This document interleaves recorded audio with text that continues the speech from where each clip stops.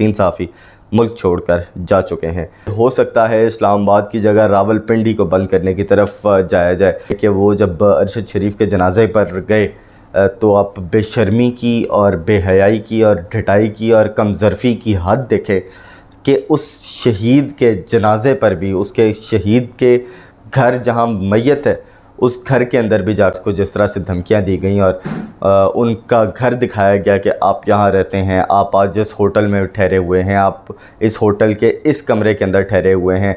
देखिए digital media पर पाकिस्तान का सबसे मोतबर न्यूज़ शो उमूर हाज़िर। मज़ीद ख़बरों और बेलाग तबसरों के लिए चैनल को सब्सक्राइब करें।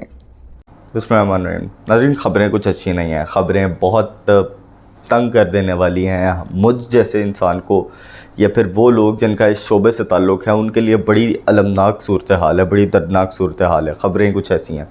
पहले अरशद शरीफ के साथ जो हुआ, उससे पहले साफ़ियों के साथ जो होता रहा, जमील फ़ारूकी, इमरान रियाज़ को उठाकर जो कुछ होता रहा, वो सब तो हो गया। हमें लगा शायद अरशद शरीफ की मौत के बाद, उनकी शहादत के बाद शायद ये सिलसिला थम जाए, लेकिन ढिठाई और बेशर्मी की हद यहाँ तक चली जाएगी इसका अंदाज़ा नहीं था। और उसकी ख़बरें ये हैं कि तीन मज़ीद सहाफ़ी इरशाद भट्टी, मोहित पीरज़ादा और इमरान रियाज़, उनको मुल्क छोड़ना पड़ गया है और वो गुज़श्ता 24 घंटों के अंदर ये तीनों सहाफ़ी मुल्क छोड़कर जा चुके हैं। जी हाँ, मोहित पीरज़ादा इस वक्त लंदन में मौजूद हैं, यूके के अंदर मौजूद हैं और वो बार बार अपनी लोकेशंस चेंज कर रहे हैं।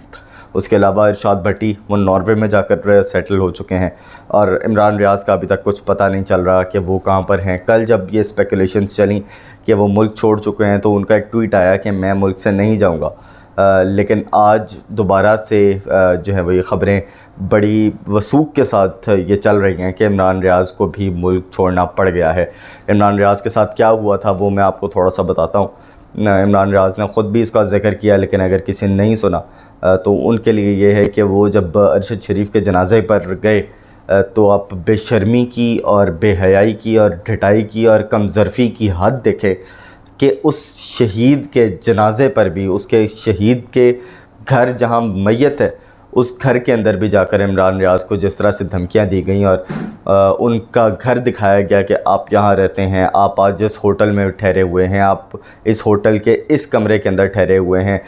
बाकी उन्होंने जो कुछ मज़ीद चीज़ें नहीं बताई, उसके अंदर कुछ फैमिली रिलेटेड चीज़ें थी जो कि उन्होंने बताना वहाँ पसंद नहीं की। तो इस तरह की चीज़ें दिखाकर उनको वहाँ पर, उस जगह पर, उस टाइम पर, उस मौके पर धमकाया गया।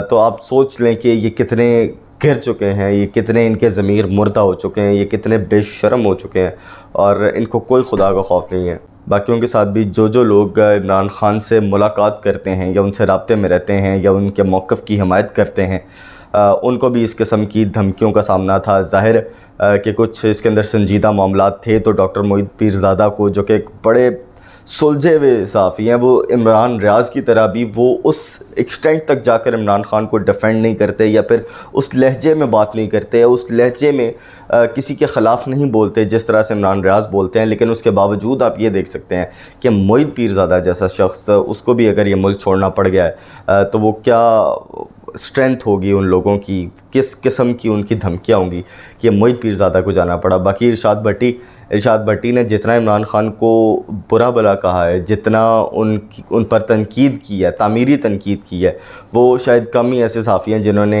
इमरान ख़ान के दौर से पहले इमरान ख़ान को सपोर्ट किया, उनके कॉज़ को, और जब वो हुकूमत में आए तो इमरान ख़ान को जिस तरह से उन्होंने क्रिटिसाइज़ किया उनकी कई चीज़ों के ऊपर, चाहे वो कोविड का टाइम हो, चाहे वो अपोजिशन के साथ जो उनके मामलात हैं उस पर बात हो, चाहे गंदम आटा चीनी उसका फुकदान हो, उसके ऊपर बहुत दफ़ा उन्होंने इमरान ख़ान को आड़े हाथों लिया, लेकिन उनको भी आज जो है वो ये सज़ा भुगतनी पड़ी और उनको भी नॉर्वे का रास्ता देखना पड़ा।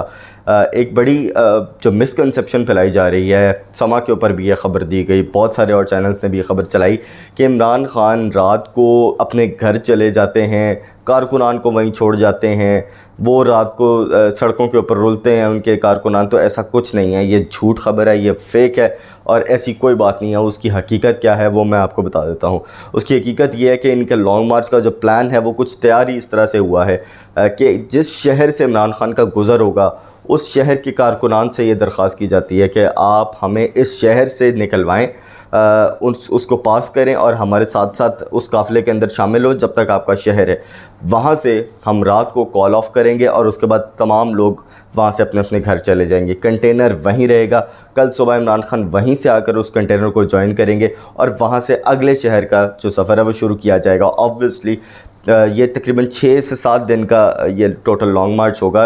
ये जुमेरात और जुम्मे को इस्लामाबाद पहुंचेगा। तो जिस दिन ये गुजर खान क्रॉस करेंगे उस दिन ये कॉल दी जाएगी, जो कि प्रॉबली जुमेरात का दिन होगा, कि पूरे पाकिस्तान से उसके बाद लोगों को ये कॉल दी जाएगी कि अब आप इस्लामाबाद की तरफ रुख करें, ताकि एकदम से इस्लामाबाद के ऊपर प्रेशर पड़े, एकदम से मोटरवेज़ और इस्लामाबाद पूरा चोक किया जाए और उसके बाद एक पूरा प्रेशर बिल्ड किया जाए।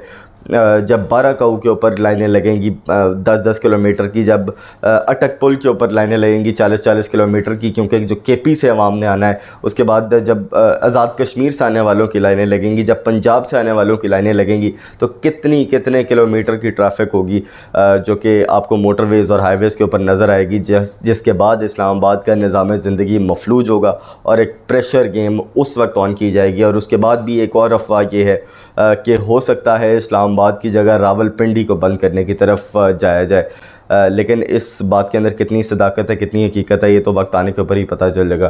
फ़िलहाल अब तक की यही ताज़ा तरीन इतलात हैं। सबसे बड़ी जो ख़बरें हैं मैंने आपके साथ शेयर कर दी हैं कि 3 सहाफ़ी मुल्क छोड़कर जा चुके हैं। अल्लाह हम सबको अपनी हिफ्ज़-ओ-मान के अंदर रखे और इस मुल्क के जो मामलात हैं वो जल्द अज़ जल्द वो ठीक होने की तरफ आएँ और इंतखाबात की तरफ हम चाहते हैं कि यह मुल्क जाता हुआ हमें दिखाई दे। मोहम्मद अहमद रकम को दीजिए इजाज़त। देखते रहिए उमूर हाज़िर। अल्लाह हाफ़िज़।